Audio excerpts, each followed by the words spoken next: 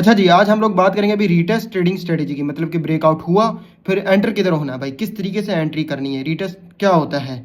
इंशाल्लाह इस पूरी वीडियो में आप लोगों को समझ आ जाएगी। अस्सलामु अलैकुम, मेरा नाम है यूनस। अच्छा जी भाई, सबसे पहले हम लोग इधर समझ लेंगे, उसके बाद हम लोग लाइव चार्ट में जाएंगे और तुम्हें ट्रेड लेना भी सिखा दूंगा। हर चीज़ एक एक चीज़ इस वीडियो के अंदर तुम लोगों को बता दूंगा मैं, ठीक है। अच्छा, अब समझो भाई, पहले आपका ब्रेकआउट, ठीक है।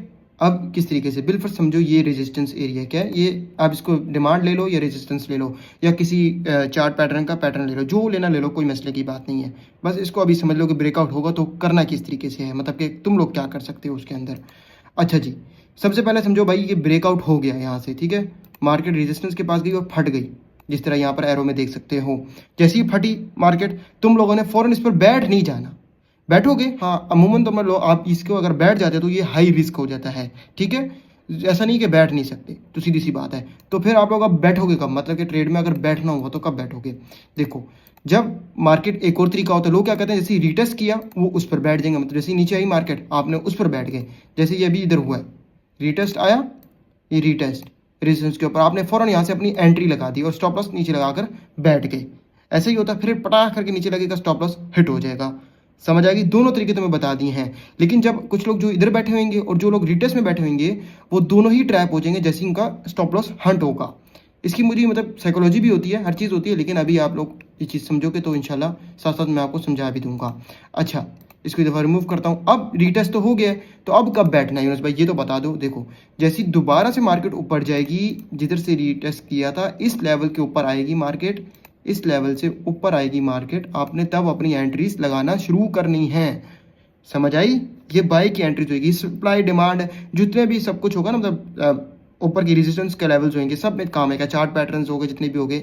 अब इसमें लॉजिक क्या है, देखो, अगर मार्केट को एक फेक करना भी होगा तो वो फेक कर कर आ जाएगी।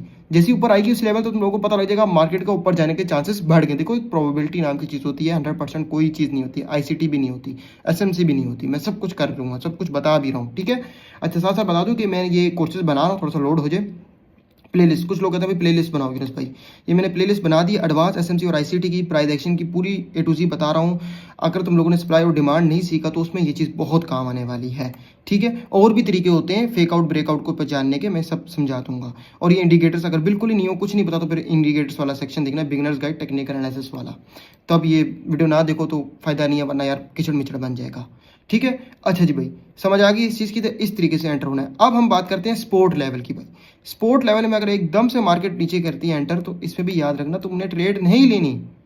ट्रेड जैसी रिटेस्ट करेगा, कुछ लोग यहाँ पर ट्रेड ले लेंगे, ले ली तुमने, दोनों जगह ट्रेड ले ली, यहाँ वाले भी लोग बैठ गए, यहाँ भी लोग बैठ गए, तब पटाख करके जब मार्केट वापस ऊपर जाएगी, पहली बात तो ये तुम्हारे सारे स्टॉप लॉस यहाँ पर लगे होंगे कहीं ना कहीं, कुछ इधर कुछ इधर कुछ इधर, हर लेवल्स में, तो सारे वो स्टॉप लॉस हंट हो जाएंगे। तब कब लेनी है, तब जब मार्केट दोबारा से इस लेवल में आएगी तब लेगी। हाँ, इतना तुम्हारा ये प्रॉफिट रह जाएगा, रह नहीं जाएगा, मतलब एंट्री तुम्हारी मिस हो जाएगी ना इतनी सी, लेकिन तुम लोग काफ़ी ज़्यादा सेफ हो जाओगे।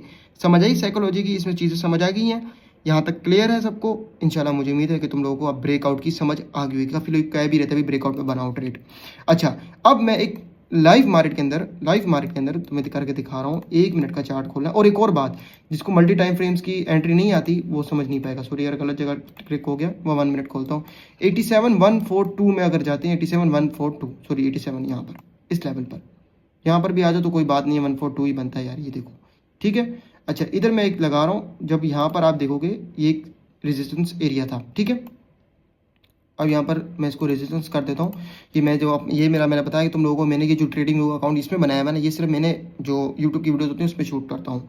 बहरहाल अगर आप यहाँ पर देखो कि मार्केट ने फटी, रीटेस्ट लिया और वापस उसी लेवल से भी अगर तुम लोग बैठ जाओ इसी लेवल पर, तब भी तुम लोग यार ओवरऑल प्रॉफिट में हो। इतना तुम कैच करोगे कि 1 मिनट का टाइम फ्रेम है, ठीक है। तो स्कैल्प कर लिए ना तुमने, स्कैल्प करो। अगर बड़े टाइम फ्रेम्स में जाना है तो बड़े टाइम फ्रेम्स वाली थ्योरियाँ लगेंगी।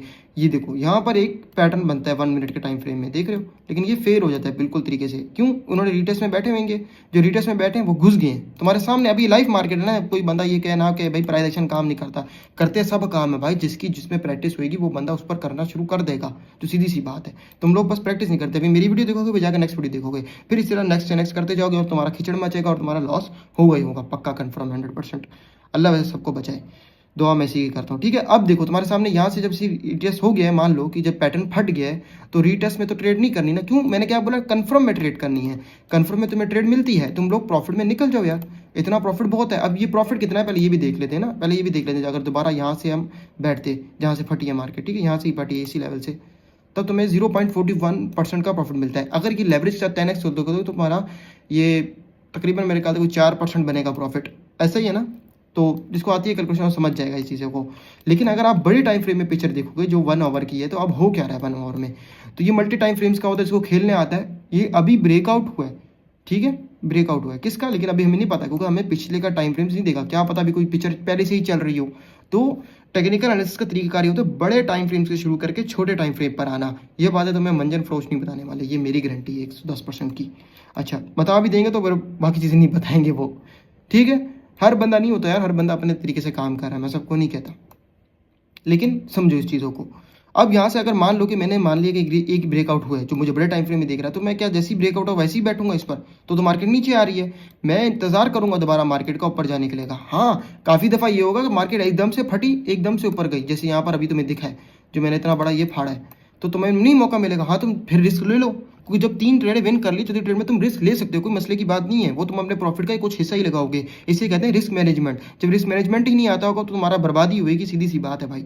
तो तुम लोगों को उस चीज़ों को समझना है, रट्टा नहीं लगाना चीज़ों का कि अब मैंने तुम्हें ये चीज़ समझी रट्टा लगा दो। तुम इसकी जाकर प्रैक्टिस करो, इसमें जाकर गलतियाँ निकालो, पता करो यार ये चीज़ काम कर रही, ये चीज़ नहीं कर रही, ये चीज़ कर रही, ये चीज़ नहीं कर रही काम।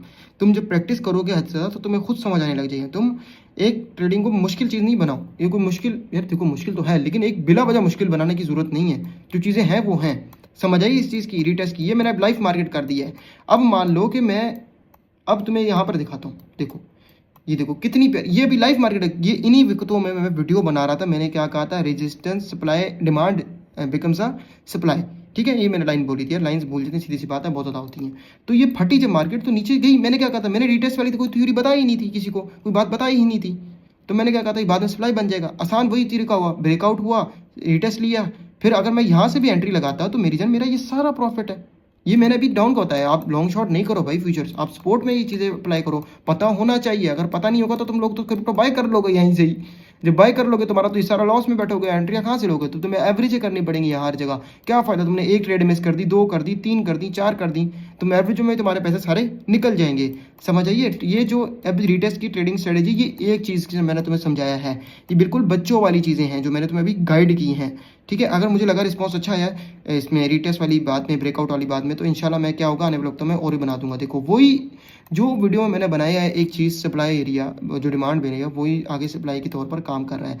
जो अब कह देगा भाई एसएमसी और आईसीटी काम नहीं करता, ये प्राइस एक्शन सॉरी, तो उसको कह देना भाई ये वीडियो में हमने सामने जो भी किया इसने किया बच्चे ने, और ये तुम्हारी ले रहा है बगैर सलाम किए, तो बात ही नहीं। हाँ वो सीखना ज़रूरी है भाई, इसका मतलब ये नहीं कि वो सीखना नहीं है भाई, वो एक डीप चीज़ें होती हैं, वो तुम आहिस्ता आहिस्ता करके सीखोगे, प्रैक्टिस के साथ सीखोगे। एकदम से शूटम शाट सीखोगे तो तुम्हारा नुकसान ही होगा भाई, ये मैं गारंटी दे रहा हूँ। मैं तो बताया ना, सबसे ये easiest way to hard earn money है, सीधी सी जो बात है भाई। तो मैंने तुम्हें छोटे टाइम फ्रेम्स में भी दिखा दिया, बड़े टाइम फ्रेम्स में भी दिखा दिए, तुम्हें सारी लॉजिक भी बता दी, साइको भी बता दी, साइकोलॉजी जिसमें तुम लोग कहते हो अच्छे टर्म्स में। तो इंशाल्लाह मुझे उम्मीद है कि तुम लोग समझ गए होगे ब्रेकआउट ट्रेडिंग स्ट्रेटजी में किस तरीके से काम करना होता है, किस तरीके से फ़ायदा लेना होता है। स्टॉप लॉस भी तुम्हारे इसी वजह से हंट हो रहे होते हैं। और ये बात कभी मत समझना, मेरी वीडियो देखो तुम आप 10 में से 10 ट्रेड सीखोगे, ये तुम्हें सिर्फ मंजन जिसने बेचना उसने ये बात कहनी है, मैं ये बात नहीं कहने वाला भाई। 10 में से हमारा टारगेट होता है 6 जीतना, क्योंकि हमें पता है लॉस होना ही होना है। एक वक्त आता है जब तुम्हारा एक्सपीरियंस एक बहुत आगे चल रहा होता है, नसीब भी चल रहा होता है, तब तुम 10 में से 10 क्या 100 में से 100 भी जीत रहे होते हो। वो हर किसी का नहीं होता भाई, सीधी सी जो बात है। तुम इसी पीछे लगोगे तो हर दिन नई से नई स्ट्रेटेजी निकालोगे, नई से नई चीज़ें निकालोगे और फेल होकर जाओगे, ठीक है। इंशाल्लाह मुझे उम्मीद है कि तुम लोग सी टेस्ट वाली ट्रेडिंग स्ट्रेटेजी समझ गए होगे।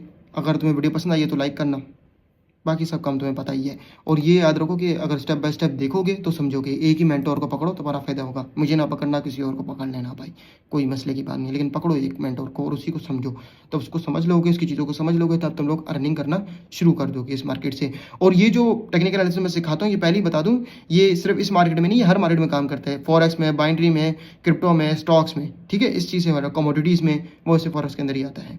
तो हर चीज़ में एक करता है काम, इसमें परेशान होने वाली बात नहीं है, बस इसको सीखो और समझो, लकीर के फ़कीर मत बनो। इंशाल्लाह मुझे उम्मीद है कि तुम लोगों को समझ आ गई होगी यार ब्रेकआउट और रीटेस्ट ट्रेडिंग स्ट्रेटेजी की, कि स्ट्रेटेजी कुछ भी नहीं पढ़ो इन चक्रों में, अपनी खुद बन जाएगी जब एक वक्त में तुम लोग समझ लो कि टेक्निकल एनालिसिस को। अल्लाह हाफिज़।